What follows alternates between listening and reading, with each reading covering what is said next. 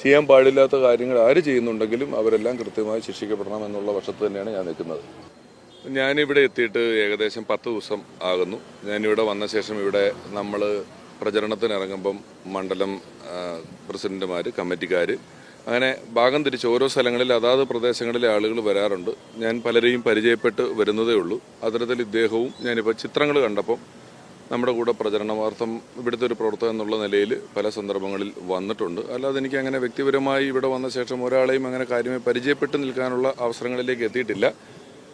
ഞാൻ ഈ ചിത്രങ്ങൾ കണ്ടപ്പോഴാണ് എൻ്റെ കൂടെ 2 ദിവസം ഉണ്ടായിരുന്നു, പ്രചരണത്തിനുണ്ടായിരുന്നു എന്ന് കണ്ടത്.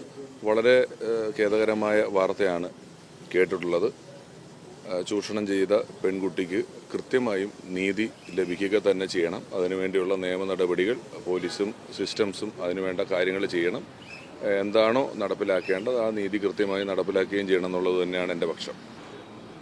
അതിൻ്റെ കാര്യങ്ങളെന്ന് പറഞ്ഞാൽ നേതൃത്വം തീരുമാനിക്കേണ്ട കാര്യമാണ്. ഇനി പോലീസ് തീരുമാനങ്ങളാകുകയും മറ്റു കാര്യങ്ങളൊക്കെ ചെയ്യുമ്പോൾ നേതൃത്വം തീരുമാനിച്ച് വേണ്ട നടപടികൾ എടുത്തോളും. എല്ലാ കാലത്തും എടുത്തിട്ടുള്ളതാണല്ലോ. ഞാനിപ്പോൾ ഇവിടെ വന്നിട്ട് 10 ദിവസമല്ലേ ആയിട്ടുള്ളൂ. നേതൃത്വം ആലോചിച്ച് അതിന് ഇവിടെയുള്ള മറ്റ് മുതിർന്ന നേതാക്കൾ അതിന് വേണ്ട കാര്യങ്ങൾ തീരുമാനിച്ച് ചെയ്തോളും.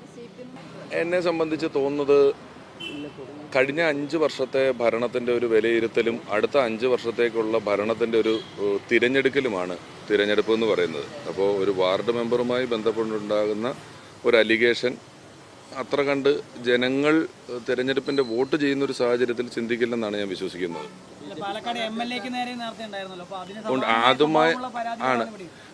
അതുമായി ബന്ധപ്പെട്ടിട്ടുള്ള ഉത്തരങ്ങൾ ഞാൻ എൻ്റെ ഇങ്ങോട്ട് വരുന്ന ഫസ്റ്റ് പത്രസമ്മേളനത്തിലും ആദ്യത്തെ 2 ദിവസങ്ങളിലും കൃത്യമായി പറഞ്ഞ് അവസാനിപ്പിച്ചിട്ടുള്ളൊരു കാര്യമാണ്. അതും കോടതിയിലാണ്. നിയമം ഏറ്റവും ശക്തമായി നടക്കട്ടെ. നിയമം ഏറ്റവും കൃത്യമായിട്ട്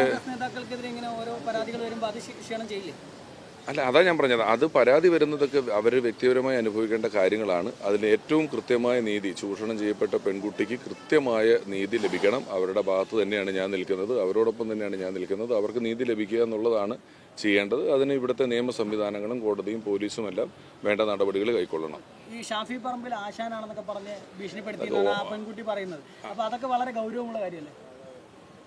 ആർക്ക് വേണമെങ്കിലും അങ്ങനെ പറയാലോ. അതിപ്പം നമ്മൾ ഓരോരുത്തരും നമ്മളെപ്പറ്റി പറയുന്നതിൻ്റെ എല്ലാ ഉത്തരവാദിത്വം നമുക്കില്ലല്ലോ, അല്ലേ? നമ്മളെപ്പറ്റി മറ്റുള്ള ആൾക്കാർ പറഞ്ഞു കിടക്കുന്നതിൻ്റെ ഉത്തരവാദിത്തങ്ങൾ ഇല്ല. അങ്ങനെ നമുക്ക് ഏറ്റെടുക്കാനായിട്ട് പറ്റില്ല. ഗൗരവമുള്ള വിഷയമാണെങ്കിൽ അത് കൃത്യമായിട്ടും അതിനെക്കുറിച്ച് അഡ്രസ്സ് ചെയ്യുക. ഞാൻ എപ്പോഴും ആ പെൺകുട്ടി, ചൂഷണം ചെയ്ത പെൺകുട്ടിക്ക് നീതി കിട്ടണം എന്ന ഭാഗത്ത് തന്നെ സ്ട്രോങ് ആയിട്ട് നിലനിൽക്കുന്നു. അതാണ് ഞാൻ പറഞ്ഞത്. വ്യക്തിപരമായ ഒരു വാർഡ് കൗൺസിലറോ മറ്റുള്ള ആളുകളോ ഒക്കെ ചെയ്യുന്ന ഇത്തരത്തിലുള്ള കാര്യങ്ങളിലേക്ക് ഇപ്പോൾ ഇവിടെ വന്ന് ഞാൻ പറഞ്ഞില്ല, എനിക്ക് ജസ്റ്റ് ഒരു കണ്ടിട്ടുള്ള പരിചയമേ ഉള്ളൂ.